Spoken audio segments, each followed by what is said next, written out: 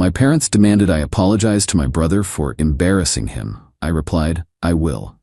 Then I took out a full-page ad in the local paper with a public apology detailing exactly what he did and why I was sorry he got caught. His boss fired him the next day. You know, in every family, everyone has a role. Well, I'm the responsible one. Always have been. The quiet one. The one who cleans up everyone else's messes. For context, I'm 32 male. And then there's my brother Sean. He's 29, and he's the charismatic one, the golden child, the one who can do no wrong, even when he does. Our parents, they've always enabled him, making excuses, bailing him out, and always expecting me to be the bigger person, to just let it go. And I have, more times than I can count, for the sake of peace. But this time was different. It started with my grandfather's watch. And this wasn't just any watch. It was a 1968 Omega Speedmaster. The same kind the Apollo astronauts wore.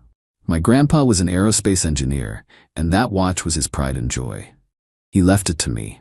Not because he loved me more, but in his own words he said, "You're the only one who'll understand what it represents." He knew I'd cherish it.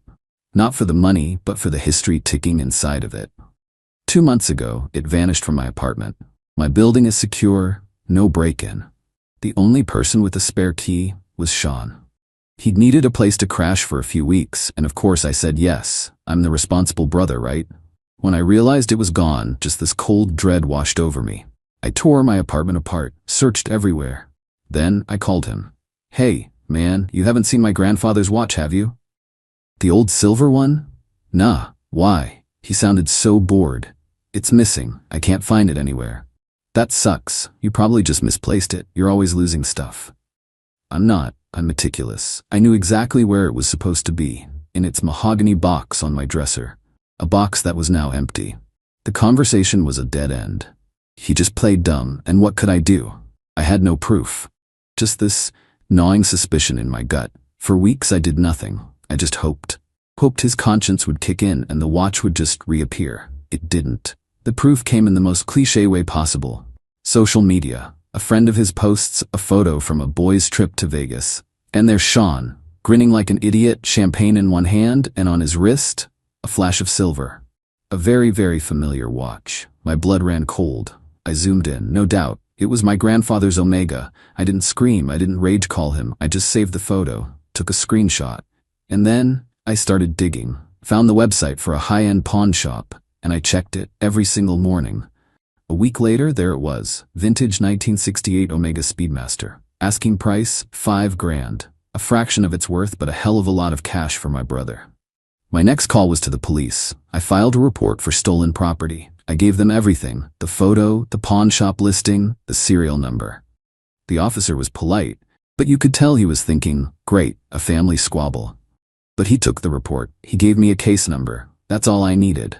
Then I called my parents. I laid it all out. Calmly, logically. The watch, the key, the Vegas trip, the pawn ticket. I sent them the proof. I thought, this is it. This is the time they'll finally see him for who he is. Instead, I got a masterclass in gaslighting. Are you sure you didn't just lend it to him, honey? My mother asked. You know how Sean is, he probably forgot to ask. He pawned it, Mom, for Vegas. Well, boys will be boys, my father jumped in.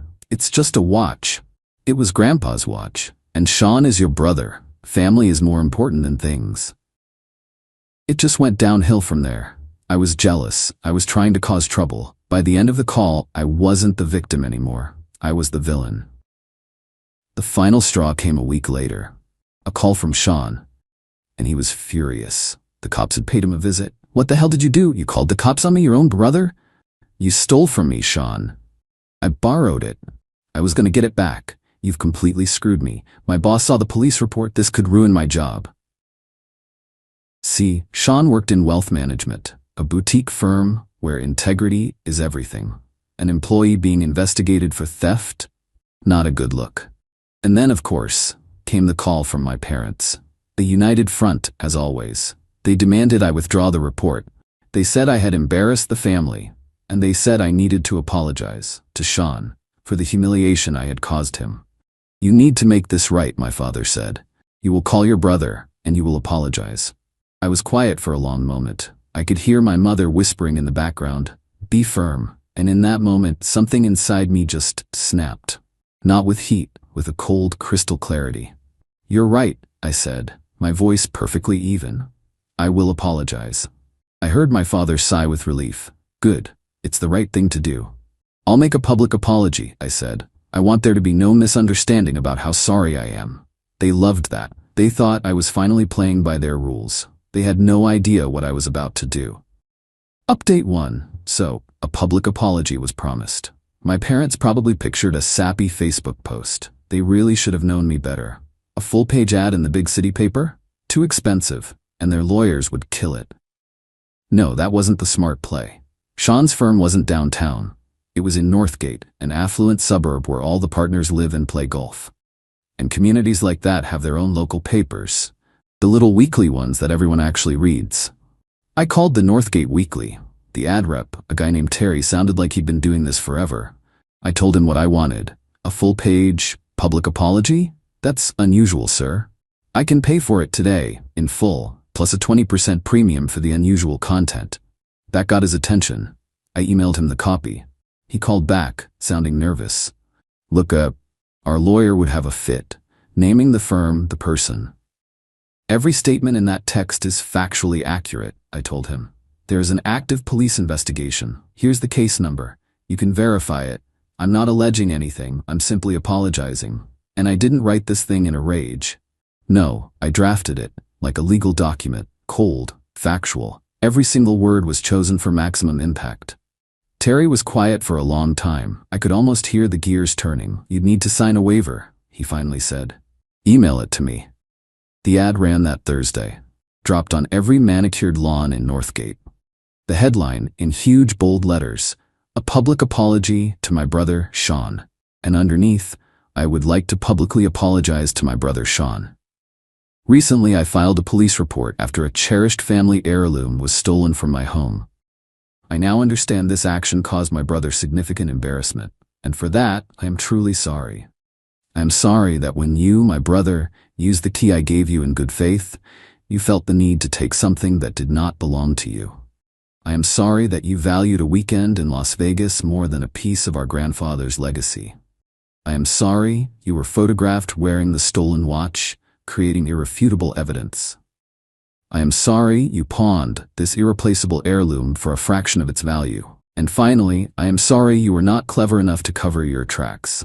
I am sorry my decision to involve the authorities has threatened your position at Sean's firm name. It was never my intention to expose the fact that a man tasked with managing the wealth of others cannot be trusted with a single possession of his own brother.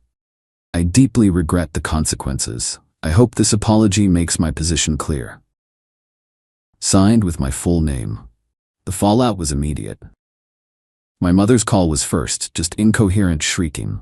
I set the phone down, waited for it to stop, and then said, "I told you I was going to apologize," and hung up. My father was next. Cold fury. "You've ruined him. You've ruined this family." "Sean's actions did this," I said flatly. "I just paid to tell the truth in a format you suggested. You're out. You are no longer my son." Okay. A quiet, almost pained delivery.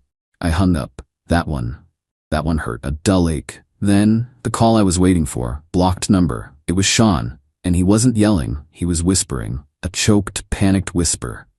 They fired me. My boss's wife saw the paper this morning. He said I was a liability. He told me to clear out my desk. It's over. It's all gone. I just listened. "Why?" he whispered. "Why would you do this to me?" "You asked for an apology," I said, "so I gave you one." I hung up. That night I got a voicemail from my Aunt Hannah. She wasn't angry. She just sounded so sad. "I don't know the whole story," she said, "but your mother is heartbroken. I hope it was worth it." And for the first time I wondered, was it? Update 2. The quiet didn't last. It was replaced by the grinding gears of the legal system and the profound awkwardness of being a family pariah. Sean pleaded not guilty. His story? I'd lent him the watch. He had an unexpected emergency in Vegas and had to pawn it, but he was totally going to get it back. He was painting me as the unstable one. It was bold. And my parents, they were funding it. They took out a second mortgage on their house, the house they were supposed to leave to both of us, all to pay for his high-priced lawyer. The full weight of it hit me at a cousin's wedding. I was basically a ghost. People I grew up with would see me coming and just turn away. My parents and Sean were there, of course, holding court, playing the victims. But the most surreal part, that came at the reception. My mother came up to me at the bar. She looked exhausted. "I hope you're happy," she spat, her voice low and full of venom. "I'm not unhappy. Your father can't sleep. Your brother's life is in ruins, all because you couldn't let go of a stupid object. It was Grandpa's. It's a thing. Sean is your blood." Her voice started to crack. "He told us you were always jealous. I see it now. You were just waiting to tear him down." I just stared at her. It was like listening to a stranger. "He stole from me, Mom. He lied, and you're mortgaging your future to help him lie better. Who's tearing down the family here?" She flinched. And before she could say another word, Sean was there, wrapping a protective arm around her. And he looks me right in the eye, and he smirks. Just this tiny little twitch at the corner of his mouth. But it said everything. It said, "See? They'll always choose me." "Come on, Mom," he said, all fake concern. "Let's not waste our time on him." And he led her away. That smirk, that did more damage than all the shouting. It confirmed everything. He wasn't just a screw-up. He was a manipulator.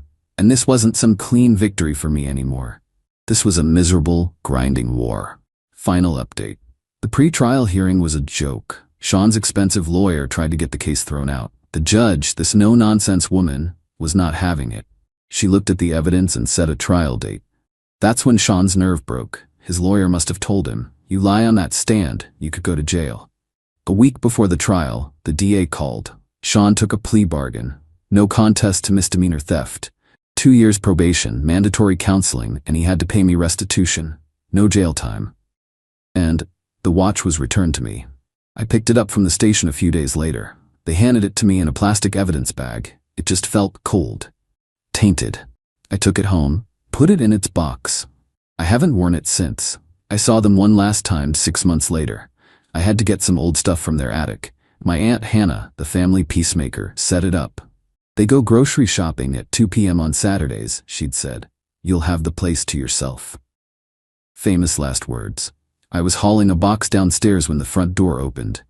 They were home early. We all just froze. The house felt hollowed out. You could see the financial strain on their faces. "Are you happy now?"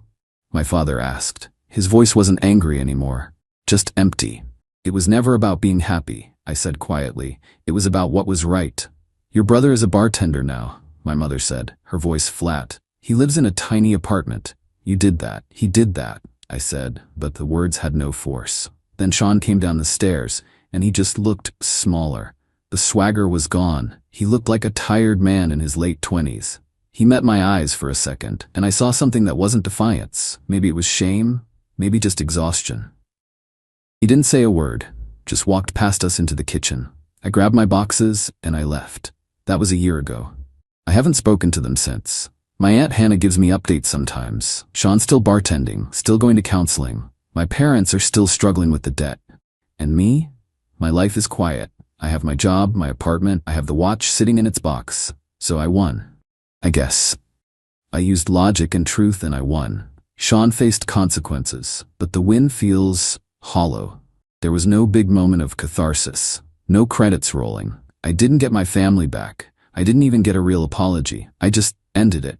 I lost my brother, my parents, or maybe I never really had them to begin with. Maybe I was just their responsible one, and that role was only convenient until I refused to play it anymore. Sometimes late at night, I'll take out the watch. I'll wind it and listen to it tick. A steady, mechanical, logical sound. It reminds me that some things like time just keep moving forward. But it doesn't feel like a trophy. It feels like a scar. It was just what had to be done, and now I have to live with the silence.